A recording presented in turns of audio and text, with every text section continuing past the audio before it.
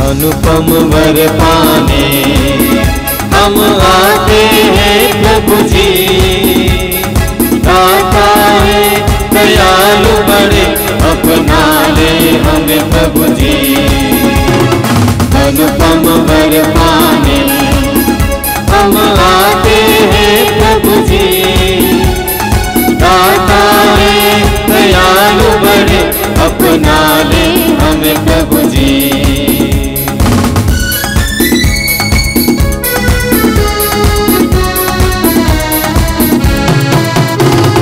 देश सभी स्तुति गाए, यीशु नाम अपनाए। देश सभी स्तुति गाए, यीशु नाम अपनाए। आशीष तेरी हम पे सदा छाई रहे, करना कृपा। आशीष तेरी हम पे सदा छाई रहे, करना कृपा। अनुपम वर पाने हम आते हैं प्रभु जी, दाता है दयालु बड़े, अपना ले हमें प्रभु जी। दाता है दयालु बड़े, अपना ले हमें प्रभु जी। पिता और पुत्र और पवित्र आत्मा के नाम पर आमीन। हमारे प्रभु यीशु ख्रिस्त की कृपा, ईश्वर का प्रेम और पवित्र आत्मा का साहचर्य आप सबको प्राप्त हो, और आपकी आत्मा के साथ। यीशु में मेरे प्रिय भाई और बहनों, हम उत्पत्ति ग्रंथ में पढ़ते हैं जहाँ पर ईश्वर सारे सृष्टि की रचना करते हैं और उसके बाद में मनुष्य की रचना करते हुए कहते हैं कि आओ हम मनुष्य को बनाएं। और उसने हमें अपना प्रतिरूप में हमारा निर्माण किया है, हमें बनाया है, और उसी की तरह ही हम अपने जीवन को जीने लगते हैं। लेकिन हम देखते हैं जैसे जैसे हम अपने जीवन को आगे बढ़ाते हैं, हम बहुत सारे चीज़ों के प्रभाव में आ जाते हैं। सामाजिक, सांसारिक और आध्यात्मिक प्रभाव हमें कभी कभी ईश्वर के उस रूप को त्याग करके एक अन्य रूप को धारण करने में हमें आगे बढ़ाकर ले चलता है, जहां हम ईश्वर के प्रतिरूप को हम भूल जाते हैं। हम पाप में स्वभाव के कारण उस प्रतिरूप को त्याग करने लग जाते हैं और हमारा स्वभाव सांसारिकता में रम जाता है।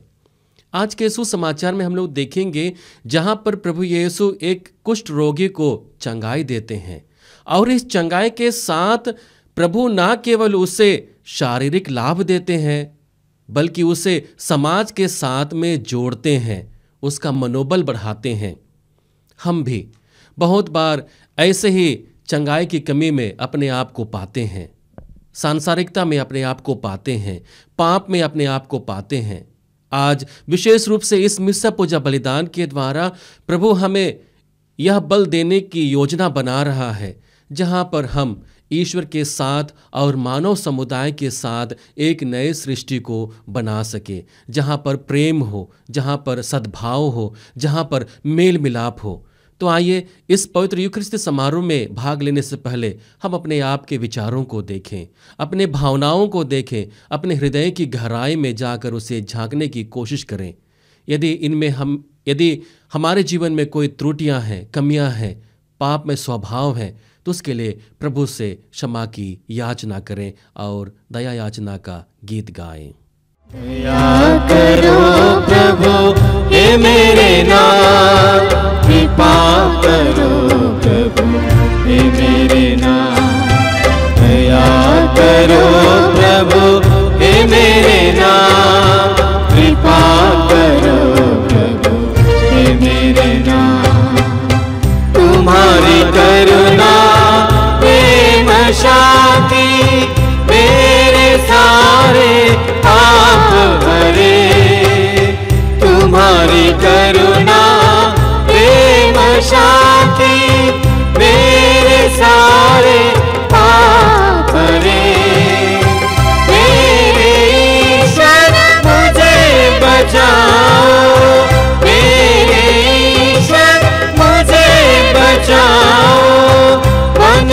मेरा निर्मल कर दो, मन मेरा निर्मल कर दो, मुझ पर अपनी दया करो, दया करो प्रभु हे मेरे नाम, कृपा करो प्रभु हे मेरे नाम, कृपा करो प्रभु हे मेरे नाम।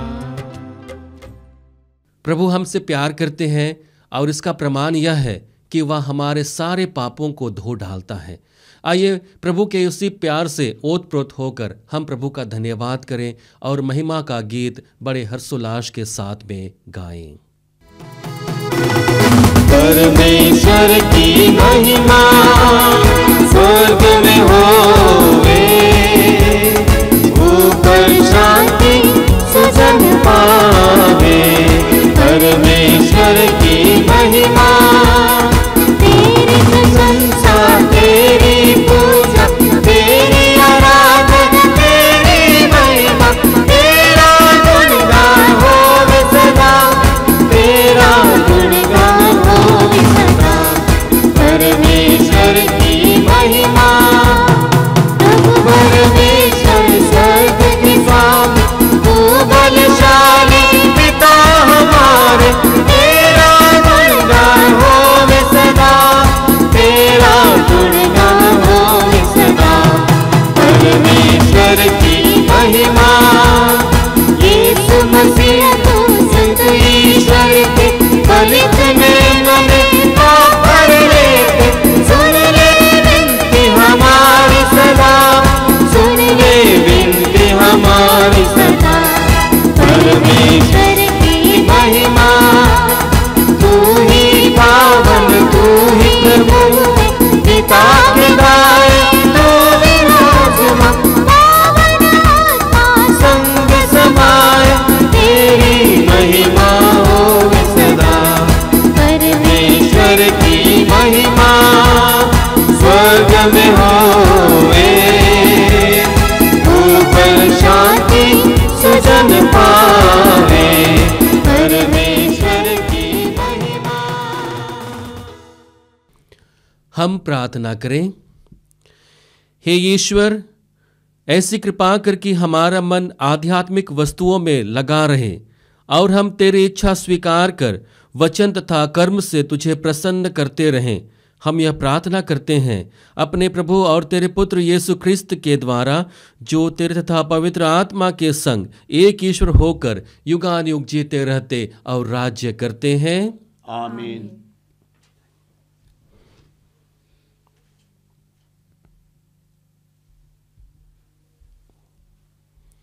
बुद्धि और जगत को आशीर्वाद प्रदान कर ताकि वचन को सुना सको, पिता और पुत्र और पवित्र आत्मा के नाम पर आमीन।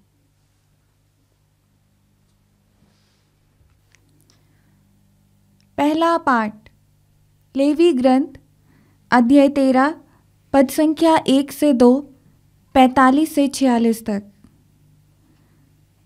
प्रभु ने मूसा और हारून से यह कहा, यदि किसी मनुष्य के चमड़े पर सूजन, पपड़ी या फल दिखाई पड़े और चमड़े में कोढ़ हो जाने का डर हो, तो वह मनुष्य याजक हारून अथवा उसके पुत्रों में से किसी याजक के पास लाया जाए।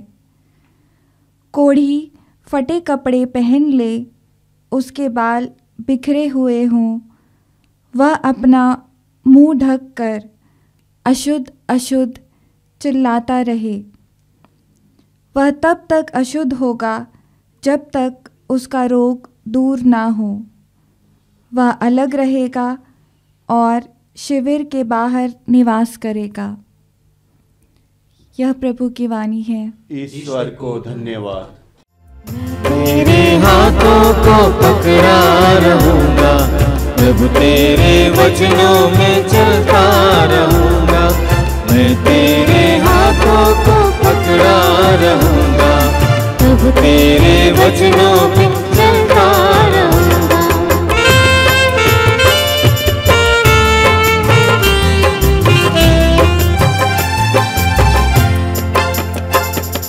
तेरे ही वचनों में जीवन संदेश है, तेरे ही वचनों में जीवन संदेश है।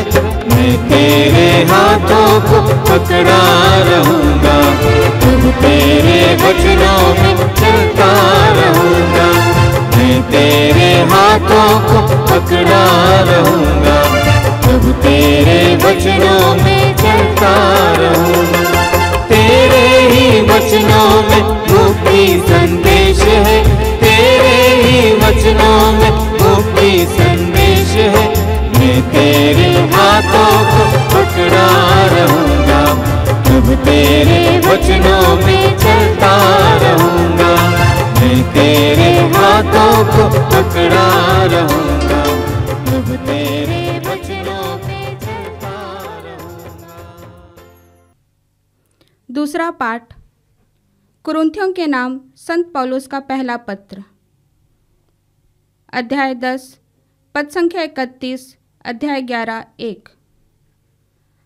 आप लोग चाहे खाएं या पिएं या जो कुछ भी करें, सब ईश्वर की महिमा के लिए करें। किसी को ठोकर ना खिलाएं, ना यहूदियों को, ना यूनानियों को, और ना ईश्वर की कलीसिया को। मैं भी अपने हित का नहीं बल्कि दूसरों के हित का ध्यान रखकर सब बातों में सबको प्रसन्न करने का प्रयत्न करता हूँ, जिससे वे मुक्ति प्राप्त कर सकें।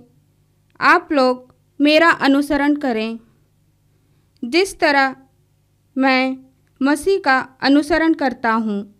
यह प्रभु की वाणी है। ईश्वर को धन्यवाद।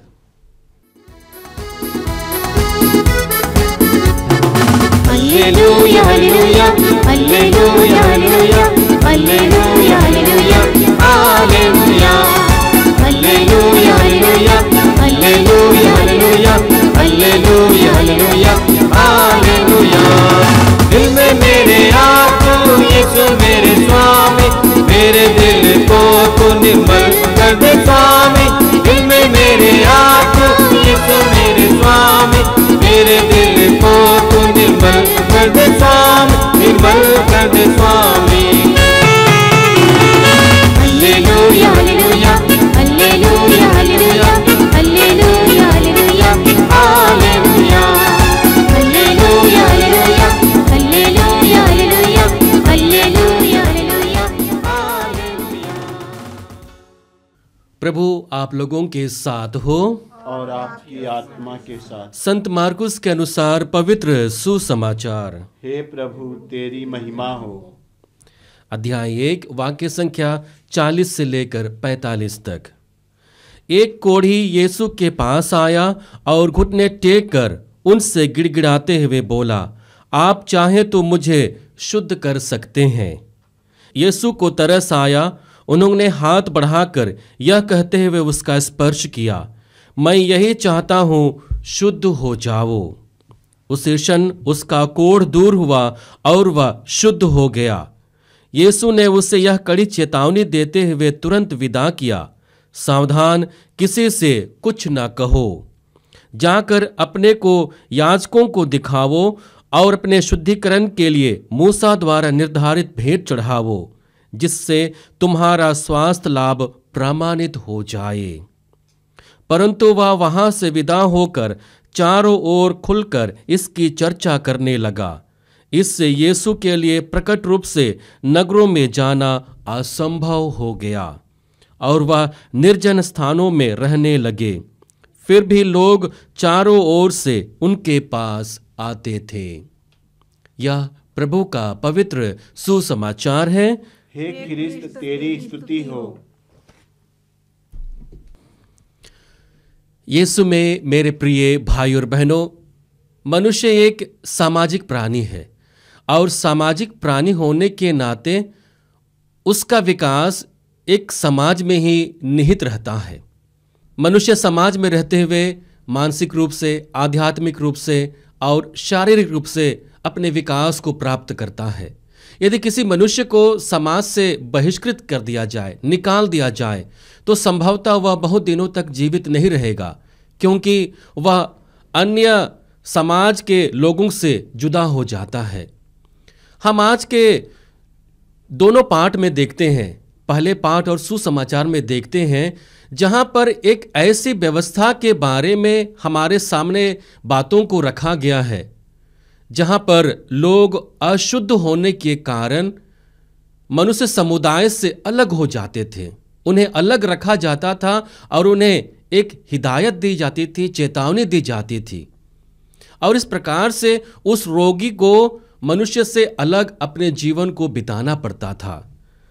हम देखते हैं लेवी ग्रंथ में जहां पर कोढ़ियों के विषय में हमारे सामने बातों को रखा गया है कि उनका जीवन किस प्रकार से होना चाहिए और वे किस प्रकार से लोगों को आगाह करेंगे कि उनका आगमन हो रहा है। हम वचन में पढ़ते हैं, प्रभु ने मूसा और हारून से कहा, यदि किसी मनुष्य के चमड़े पर सूजन, पपड़ी या फल दिखाई पड़े और चमड़े में कोढ़ हो जाने का डर हो, तो वह मनुष्य याजक हारून अथवा उसके पुत्रों में से किसी याजक के पास लाया जाए। कोढ़ी फटे कपड़े पहन ले, उसके बाल बिखरे हुए हों, वह अपना मुंह ढककर अशुद्ध अशुद्ध चिल्लाता रहे। यहां पर लेवी ग्रंथ में हमें बताया जाता है कि उस समय कोढ़ी रोगी अशुद्धता को अपने जीवन में देखता है और इसलिए वह समुदाय से और समाज से बहिष्कृत कर दिया जाता है, और उसे जब भी मनुष्य के सामने आना हो तो वह अशुद्ध अशुद्ध करके चिल्लाए ताकि लोग उनसे दूर हो जाएं। आज के सुसमाचार में हम लोग देखते हैं जहां पर एक कोढ़ी व्यक्ति प्रभु के पास आता है और कहता है कि यदि आप चाहें तो मुझे स्वस्थ कर सकते हैं, मुझे अच्छा कर सकते हैं, और प्रभु उससे छूते हुए कहते हैं कि मैं यही चाहता हूं कि तुम स्वस्थ हो जाओ, तुम शुद्ध हो जाओ, तुम अच्छे हो जाओ, और तुरंत उसका कोढ़ समाप्त हो जाता है, वह भला चंगा हो जाता है। इन दोनों पाठों के द्वारा हमारे सामने दो महत्वपूर्ण बिंदु हैं जिन पर हम मनन चिंतन कर सकते हैं।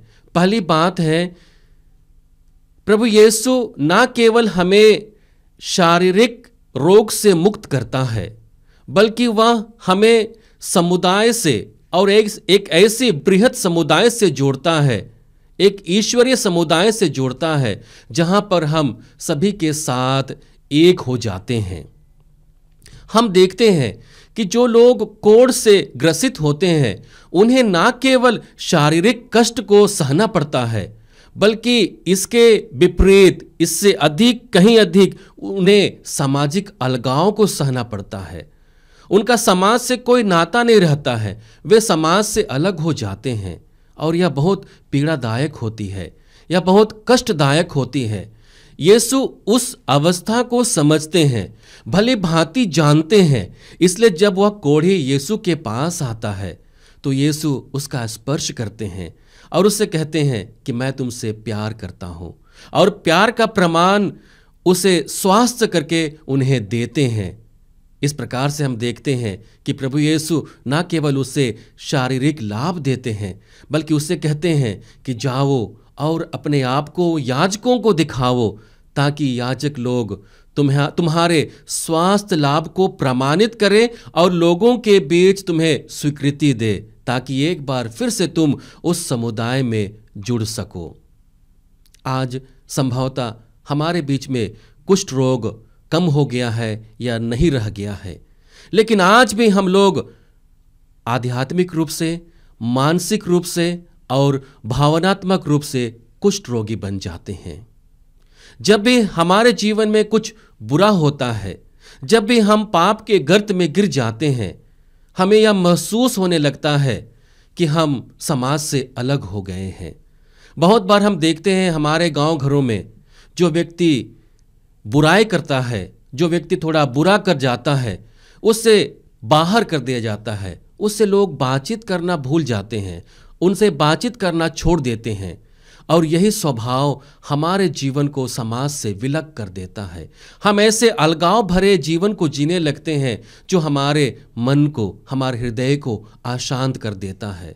संभवतः हम उस कोढ़ी व्यक्ति की भांति चिल्लाते हुए कहते हैं, अशुद्ध अशुद्ध अशुद्ध, और लोग हमें इंगित करते हुए कहते हैं कि यह पापी है, यह व्यक्ति दुष्ट है, और ऐसे लोगों को प्रभु एक अवसर देते हैं ईश्वर से जुड़ने का, ईश्वर के प्रेम को ग्रहण करने का। यदि हमारे जीवन में ऐसा कोई विषय है, ऐसी कोई बात है जिसको लेकर हम दुखी हैं, खेदित हैं, हम अपने आप को कहते हैं कि हमारा जन्म ना होना ही अच्छा होता, तो हमारे लिए एक अवसर है कि हम अपने आप को प्रभु के पास लेकर आएं। जैसे ही हम अपने आप को प्रभु के पास लेकर आएंगे, हमारे जीवन में परिवर्तन आएगा। आए दिन हमारे सामने बहुत सारे लोग गवाही देते हैं आश्रम में कि मैं जब पापी था तो सबसे दूर और अलग जीवन व्यतीत करता था, लेकिन जैसे ही मैं प्रभु के सानिध्य में आया, प्रभु के प्रांगण में आया, मेरा जीवन बदल गया। और वही जीवन को हमें अपनाने की ज़रूरत है। उसी समाज में हमें एक बार फिर से मिलते हुए, एक दूसरे को सहयोग करते हुए, प्रेम से भाईचारा का स्वभाव लेते हुए हमें आगे बढ़ने की ज़रूरत है। यीशु में मेरे प्रिय भाई और बहनों, हमारे जीवन में बहुत बार ऐसे अवसर आएंगे जहां पर हम लोग अपने विचारों से, अपने मनोभाव से दूसरों के ऊपर कटाक्ष करते हैं, दूसरों पर आरोप प्रत्यारोप करते हैं। इसे छोड़ने की हिदायत प्रभु हमें देते हैं। प्रभु स्वयं उस कोढ़ी को छूते हुए उसे चंगा करते हैं और वही प्रेमी स्वभाव को हमारे जीवन में धारण करने के लिए कहते हैं। दूसरा महत्वपूर्ण बात है, हमें ईश्वर के प्रति समर्पित जीवन को जीना है। हम देखते हैं कि यह कोढ़ी प्रभु के पास आता है और प्रभु से कहता है कि प्रभु, यदि आप चाहें तो मुझे स्वस्थ कर सकते हैं, और प्रभु उसे स्वास्थ्य लाभ देते हैं। हम देखते हैं गेत्सेमनी बारी में प्रभु जब प्राण पीड़ा से करा रहे थे, उस समय भी प्रभु के मुख से ये प्रार्थना आई थी, ईश्वर, हे मेरे प्रभु, यदि हो सके तो यह दुख का प्याला मुझसे टल जाए, लेकिन मेरी इच्छा नहीं, तेरी इच्छा पूरी हो। और इस प्रकार से प्रभु को बल मिलता है उस चुनौती का सामना करने के लिए, उस प्राणदंड को सहने के लिए उन्हें बल मिलता है। आज आवश्यकता है हमारे जीवन में, जब भी कठिन परिस्थिति आए, जब भी विकट परिस्थिति आए, हम प्रभु के सामने आए और प्रभु की इच्छा पूर्ति के लिए अपने आप को समर्पित करते हुए कहें कि प्रभु, मेरे जीवन में तेरी इच्छा पूरी हो। और जब हम ऐसा करने लगते हैं, हमारे जीवन में सब कुछ अच्छा होने लगता है। हम ईश्वरीय योजना को अपने जीवन में साकार करने लगते हैं। उसी के बारे में आज संत पौलुस हमारे सामने अपनी बातों को रखते हैं और कहते हैं कि तुम मेरा अनुसरण करो। संत पौलुस ऐसा क्यों कहते हैं? क्योंकि वह भली भांति ईश्वर के लिए और ईश्वर की योजना के लिए अपने आप को समर्पित कर दिया था, और उसी समर्पण को जीने के लिए वह दिन प्रतिदिन अपने आप को समर्पित करते जाता था। और इसलिए वह कहता है कि मेरे पद चिन्हों पर चलो, जैसे मैं प्रभु के पद चिन्हों पर चलता हूँ। और एक उदाहरण देते हैं।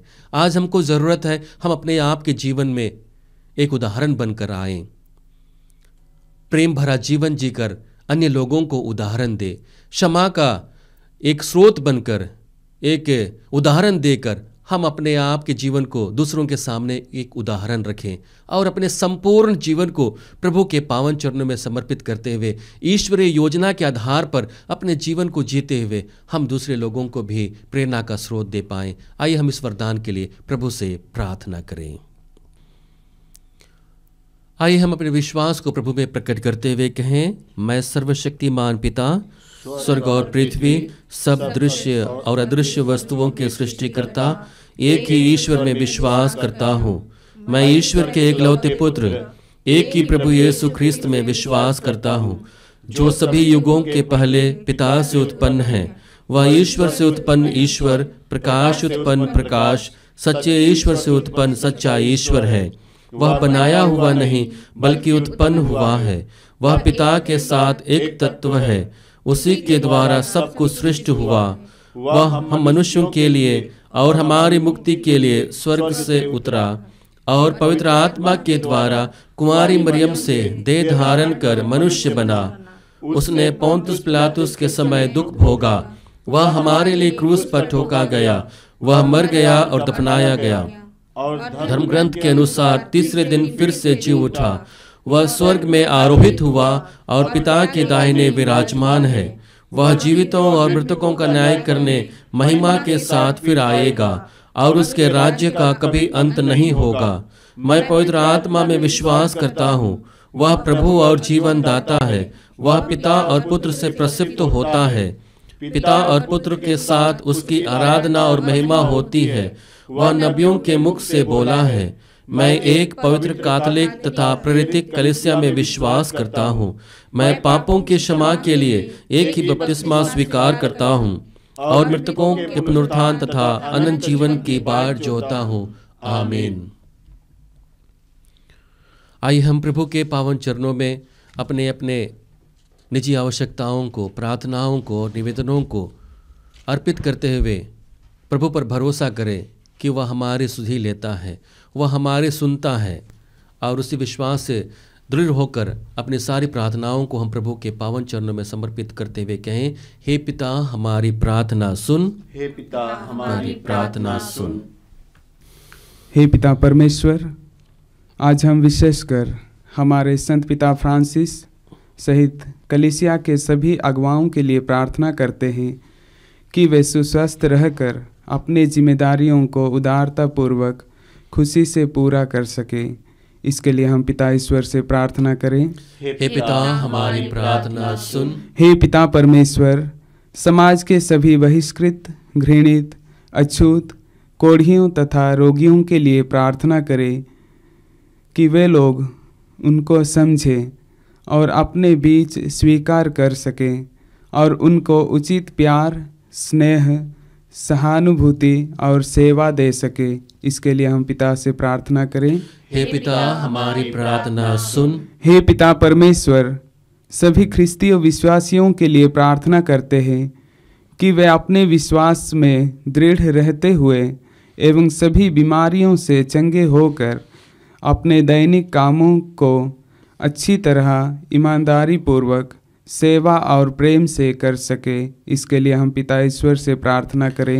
हे पिता हमारी प्रार्थना सुन। हे पिता परमेश्वर, सभी पापियों के लिए प्रार्थना करें कि उनका मन परिवर्तन हो, वे अपनी गलतियों को एहसास कर सभी बुराइयों को छोड़ सकें और एक सुंदर और अच्छा जीवन जी सके। इसके लिए हम पिता ईश्वर से प्रार्थना करें। हे पिता हमारी प्रार्थना सुन। हे पिता परमेश्वर, सभी उदार और भले लोगों के लिए प्रार्थना करें ताकि उन्हें अच्छी आनंद और खुशी मिले और वे दूसरे लोगों को भी भले कार्यों के लिए प्रेरित कर पाएं। इसके लिए हम पिता ईश्वर से प्रार्थना करें। हे पिता हमारी प्रार्थना सुन। आइए हम विशेष रूप से हमारे कलीसिया के लिए प्रार्थना करें जो बहुत तरह से प्रताड़ित हो रही है, जिन पर बहुत सारे अत्याचार हो रहे हैं। ऐसी कलीसियाओं को प्रभु के पावन चरणों में समर्पित करते हुए हम उनके लिए प्रार्थना करते हैं कि प्रभु उन्हें बल दे, ढाढ़स दे, धीरज दे कि वे इस कठिन परिस्थिति का सामना करने में समर्थ हो पाएं। और जो लोग उन पर अत्याचार और आरोप प्रत्यारोप लगाते हैं, प्रभु से हम प्रार्थना करते हैं उनके लिए विशेष रूप से कि प्रभु उन्हें प्रेम और आनंद से भर दे, उनके जीवन को खुशियों से भर दे, ताकि वे भी कलीसिया में हो रहे कार्यों को देखकर प्रभु की स्तुति कर सके। इसके लिए हम पिता से प्रार्थना करें। हे पिता हमारी प्रार्थना सुन। आइए हम अपने अपने जो भी निजी आवश्यकताएं हैं, मतलब हैं, उनको एक क्षण मौन होकर प्रभु के पावन चरणों में समर्पित करें।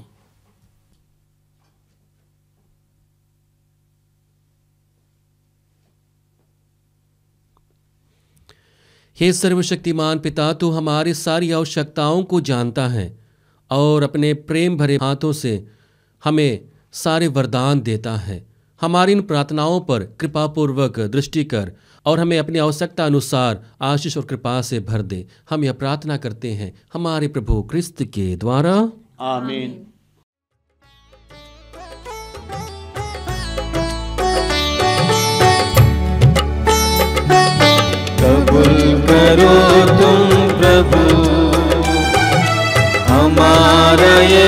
बलिदान, दया मिले नित हमें, मिले तेरा वरदान। कबूल करो तुम प्रभु हमारा ये बलिदान, दया मिले नित हमें, मिले तेरा वरदान। तेरा नाम लेने सदा रहे कहीं भी, दुनिया की चीजें मिले नहीं भी। तेरा नाम ले ले सदा रहे कहीं भी, दुनिया की चीजें मिले नहीं भी। कबूल करो तुम प्रभु हमारा ये बलिदान, दया मिले नित हमें, मिले तेरा वरदान, मिले तेरा वरदान। भाई और बहनों, प्रार्थना कीजिए कि सर्वशक्तिमान पिता परमेश्वर मेरा और आप लोगों के यहाँ बलिदान स्वीकार करें। प्रभु अपने नाम की स्तुति तथा महिमा के लिए और हमारे तथा अपने समस्त पवित्र कलीसिया के लाभ के लिए आपके हाथों से बलिदान स्वीकार करें। हे प्रभु, यह भेंट हमें शुद्ध और नवीन करे और तेरे मार्ग पर चलने वालों के लिए अनंत पुरस्कार का स्रोत बन जाएं। हम यह प्रार्थना करते हैं अपने प्रभु क्रिस्त के द्वारा। आमीन।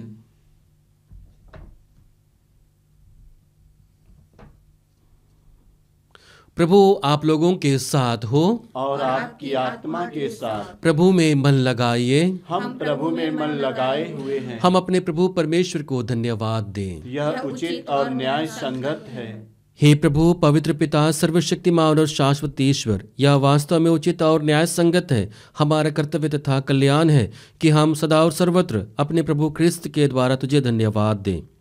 इन्होंने पतित मानव पर तरस खाकर स्वयं को दीन बना लिया और कुमारी मरियम से जन्म लेने की कृपा की।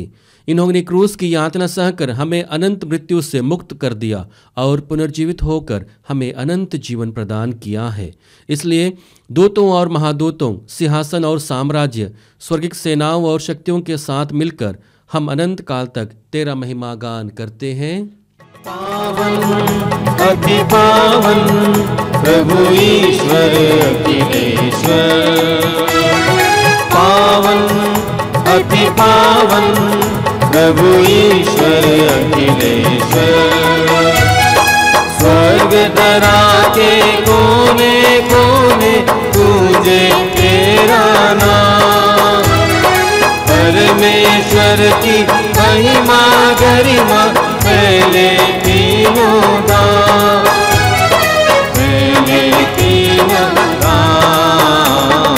पावन अति पावन प्रभु ईश्वर अखिलेश्वर, पावन अति पावन प्रभु ईश्वर अखिलेश्वर। धन्य है वह जो आता है परमेश्वर के नाम, परमेश्वर की महिमा गरिमा पहले तीनों दाम, पहले तीनों दाम। पावन अति पावन प्रभु ईश्वर अखिलेश्वर, पावन अति पावन प्रभु ईश्वर अखिलेश्वर, प्रभु ईश्वर अखिलेश्वर, प्रभु ईश्वर अखिलेश्वर। हे प्रभु, तू वास्तव में पवित्र है, सारी पवित्रता का स्रोत है। हम तुझसे प्रार्थना करते हैं इन उपहारों को अपनी आत्मा के संस्पर्श से पवित्र कर दे कि यह हमारे प्रभु यीशु ख्रिस्त का शरीर तथा रक्त बन जाए।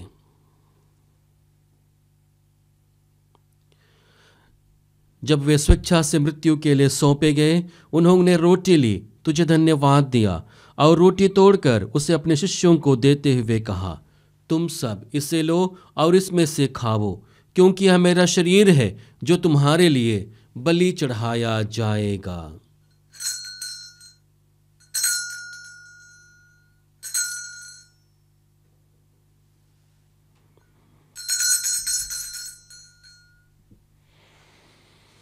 इसी भांति भोजन के बाद उन्होंने कटोरा लिया, तुझे धन्यवाद दिया और उसे अपने शिष्यों को देते हुए कहा, तुम सब इसे लो और इसमें से पियो, क्योंकि यह मेरे रक्त का कटोरा है, नवीन और अनंत व्यवस्थान का रक्त, जो तुम्हारे और बहुतों के पापों के क्षमा के लिए बहाया जाएगा।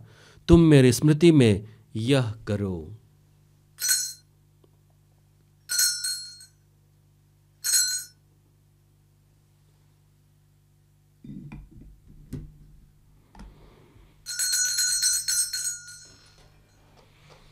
यह है हमारे विश्वास का रहस्य।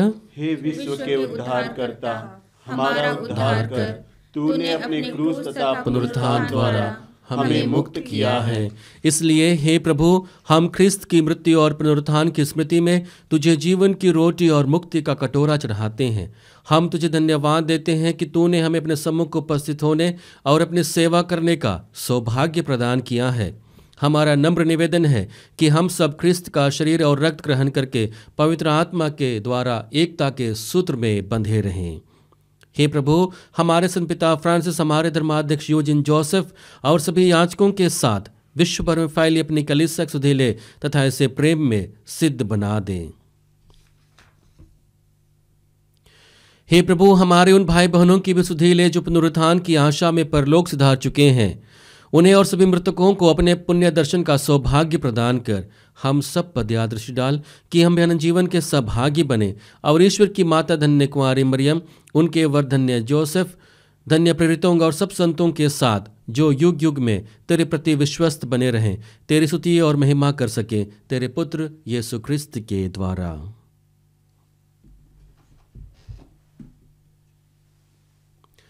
इन्हीं प्रभु ख्रिस्त के द्वारा, इन्हीं के साथ और इन्हीं में, हे सर्वशक्तिमान पिता ईश्वर, पवित्र आत्मा के साथ सारा गौरव तथा सम्मान युगानुयुग तेरा ही है। आमीन, आमीन, आमीन।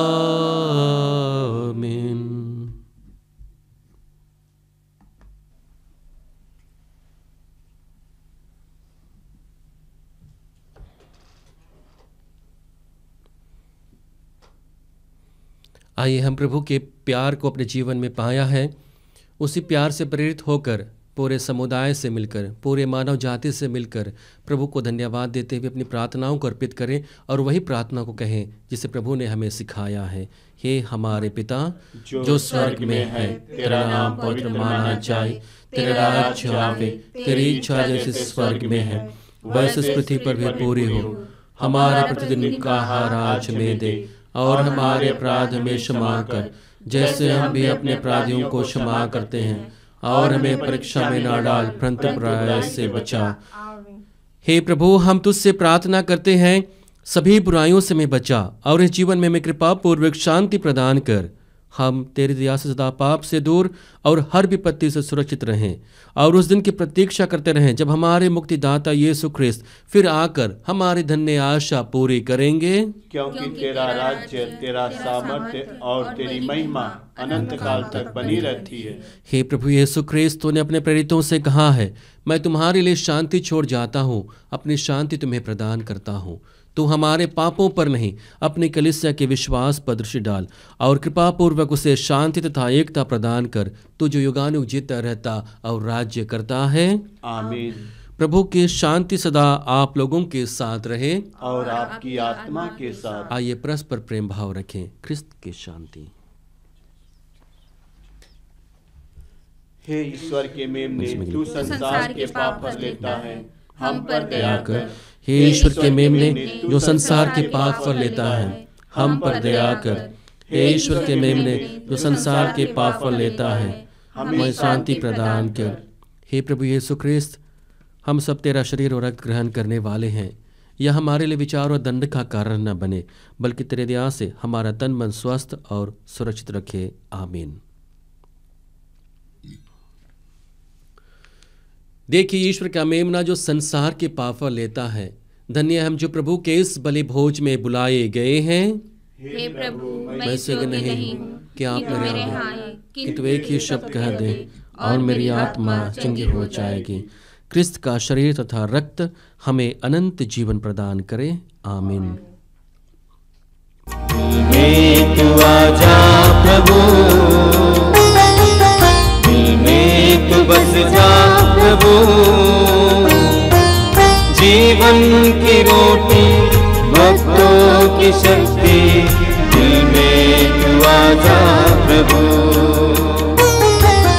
दिल में तू आजा प्रभु,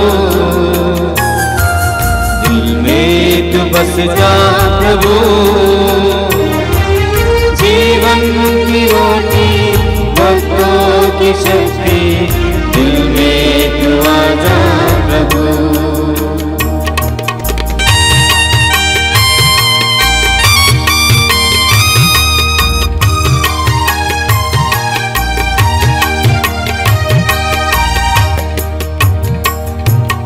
दर्शन को तेरे कब से प्यासा, सबका सहारा पूजा न तुझसा। दर्शन को तेरे कब से प्यासा, सबका सहारा पूजा न तुझसा। दिल में तू आजा स्वामी मेरे, दिल में भर प्रेम तेरा, तू आजा प्रभु, दिल में तू बस जा प्रभु, जीवन की रोटी भक्तों की शक्ति, दिल में तू आजा प्रभु, दिल में तू आजा प्रभु, दिल में तू बस जा प्रभु, जीवन की रोटी भक्तों की शक्ति, दिल में तू आजा प्रभु, दिल में तू आजा प्रभु, दिल में तू आजा प्रभु। आइए हम लोग एक क्षण मौन होकर प्रभु का धन्यवाद करते हैं कि उसने अपने पवित्र वचन से और अपने पुत्र के शरीर और रक्त से हमारा परिपोषण किया है। हम प्रभु को धन्यवाद देते हैं कि उसने हम निरे मनुष्यों को अपनाया है, हमारे लिए अपनी योजनाएं बनाया है, हमारे अहित की नहीं हित की योजना, और हम पापी मनुष्यों को अपने से मेल कराया है।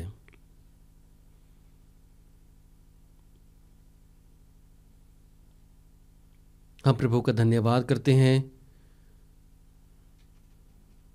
और उसकी स्तुति और महिमा गाते हैं। और जिस प्रभु को अभी हमने अपने जीवन में उतारा है, हम उसे महसूस करते हैं। हम उसकी सानिध्य में आए हैं। अपने आप को प्रभु के पावन चरणों में समर्पित करें।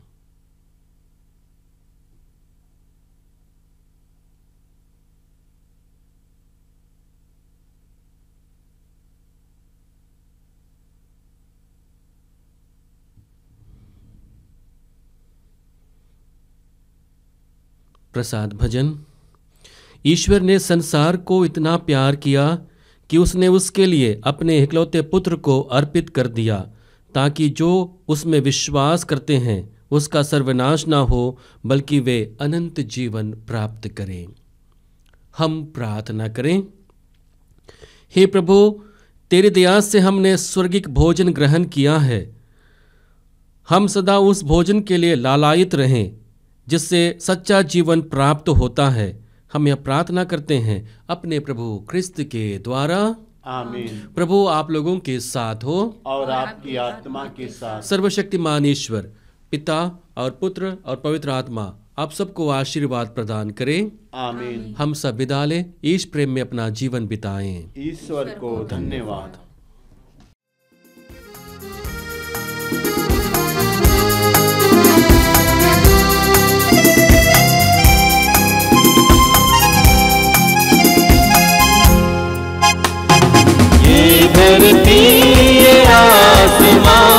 ये वन उपवन ये पवन चमन मेरे प्रभु की सांसें हैं, मेरे प्रभु की सांसें हैं। ये धरती ये आसमां ये वन उपवन ये पवन चमन मेरे प्रभु की सांसें हैं, मेरे प्रभु की सांसें हैं। गाए जय जयकार गाए बारंबार हो जाए गुंजान जब है पुहार। गाए जय जयकार गाए बारंबार हो जाए गुंजान जब है पुहार। ये धरती ये आसमां ये वन उपवन ये पवन चमन